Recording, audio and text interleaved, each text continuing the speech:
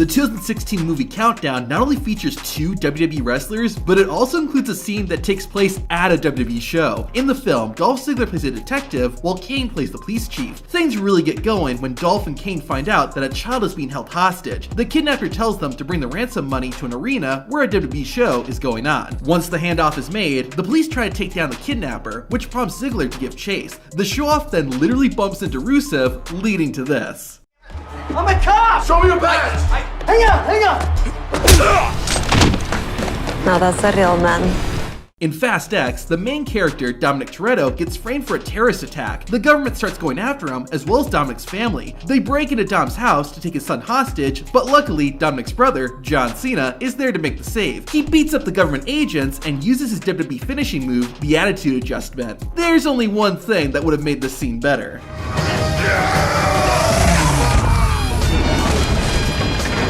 The Batista Bomb was a pretty devastating finisher in WWE, and it is in movies too apparently. In the 2012 film, The Man with the Iron Fist, Batista plays a mercenary named Brass Body. The animal is hired to kill one of the main characters, and during one of the fight scenes, Batista grabs a man and gives him the Batista Bomb, which actually kills the guy. The Rock has appeared in a lot of movies, so it's not surprising he slipped in some of his WWE moves. In the 7th Fast and the Furious movie, the People's Champion gets into a fight with Jason Statham's character, Deckard Shaw. During this, Rock uses the rock bottom to send Shaw through a glass table. The camera work makes this moment even better. Despite starting as enemies, The Rock and Shaw eventually become partners in the Fast and the Furious spin-off movie Hobbs and Shaw. In the film, Roman Reigns makes his live-action movie debut as one of The Rock's family members. In the final action scene of the film, The Rock, Roman, and their Samaon family wage war against the villains, Ideon. Roman appropriately nails one of the baddies with a Samoan drop, while The Rock hits a move that looks similar to his signature spine buster. A little later, The Rock throws a guy to his cousin, allowing Roman Reigns to perform his finisher, the Spear. In the film Eliminators, Wade Barrett plays a hitman named Bishop. His job is to find and kill the main character, Thomas. The two have a fight scene in which Barrett busts out one of his wrestling moves when he hits Thomas with a snap suplex. However, the best part is in Wade's final fight. The leader of the Barrett Barrage faces off with Thomas again, and this time uses his WWE finisher, the Wasteland. It doesn't quite get the job done, however. In 2015's Vendetta, Big Show plays a criminal who kills a detective's wife. In order to get revenge, the detective gets himself arrested and locked inside the same prison as the Big Show. Of course, this eventually leads to a fight where the world's largest athlete hits the detective with one of his famous chops. If it's anything like the chop a Big Show gave to Kofi Kingston, I do not want to see this guy's chest. In 1999, Goldberg made his first appearance in a major movie when he played the character Romeo in Universal Soldier: The Return. Goldberg's character is one of the titular Universal Soldiers, which are basically super soldiers that are nearly impossible to kill. You can see why they picked Goldberg for this role.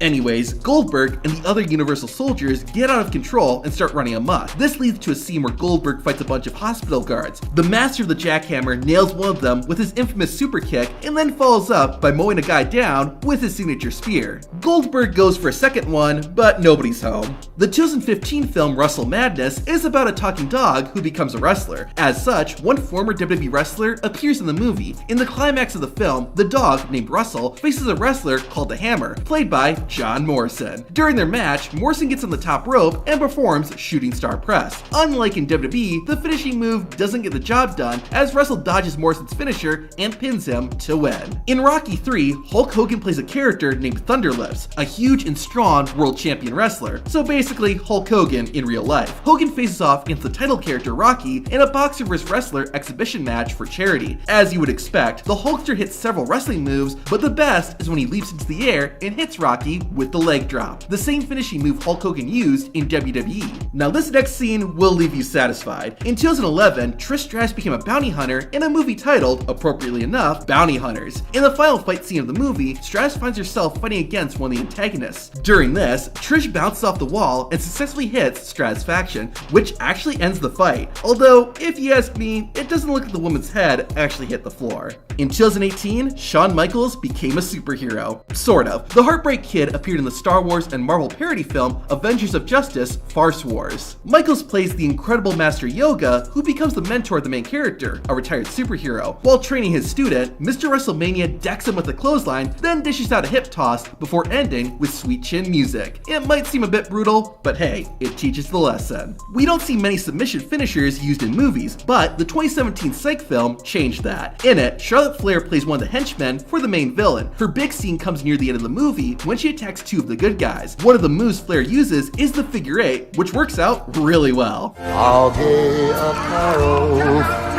Fa la la. The Queen also steals a finisher when she uses Becky Lynch's disarmor. Fitting with her WWE background, Charlotte Flair is taken out when the heroes start hitting her with folding chairs. The main event is a movie about a kid who finds a luchador mask that gives him superpowers. Naturally, he decides to use them to enter a competition to become a WWE wrestler. The kid calls himself Kid Chaos and gets put into a match against a wrestler named Stinkface, played by Otis. During the fight, Otis busts out his signature WWE move, the Caterpillar. Kid Chaos manages to avoid the attack, but it's still cool to see nonetheless. It's also worth mentioning that Keith Lee, who plays a character called Smooth Operator, is also part of the competition. During Lee's match, he hits his opponent with his WWE finisher, Big Bang Catastrophe. In 2011's Warrior, Kurt Angle steps out of the squared circle and into the octagon as he plays an MMA fighter named Koba. Angle's opponent is one of the film's main characters, Brendan. During their fight, the Olympic gold medalist uses an assortment of moves, but the best one is when he hits Brendan with a German suplex.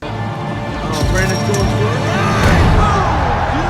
Unfortunately for Kurt, he eventually has to, ironically, tap out and lose the fight. Let's flip the script and see a wrestler get hit by their own finisher in a movie. In the action horror film Dark Rising, Christian plays a character called Ricky. He and a few friends go on a camping trip and they end up unleashing supernatural forces. I'll spare you the details, but towards the end of the movie, Christian gets possessed by a demon. The non-possessed characters have to fight him off and they take him down by using Christian's finishing move, the kill switch.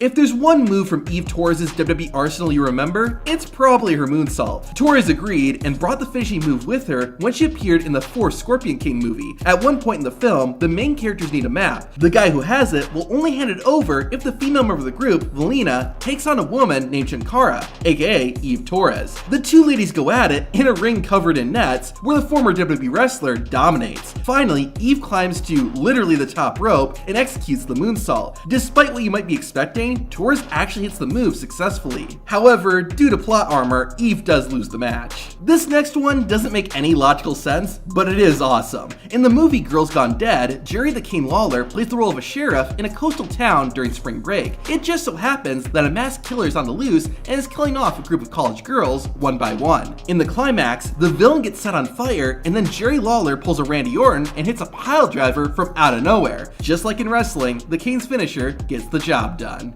While The Miz is the A-lister, his wife Maurice has done some acting too. She appeared in the 2016 zombie film Isle of the Dead. Maurice is part of a small rescue team tasked with going to a zombie-infested island looking for survivors. In the climax of the movie, Maurice gets infected but goes out fighting. She lays out a ton of zombies and even uses her WWE finisher, the French Kiss, on one of them. In the first Spider-Man movie, Peter Parker competes at a wrestling show to try and win some money. His opponent turns out to be Macho Man Randy Savage, playing a wrestler named Bonesaw McGraw.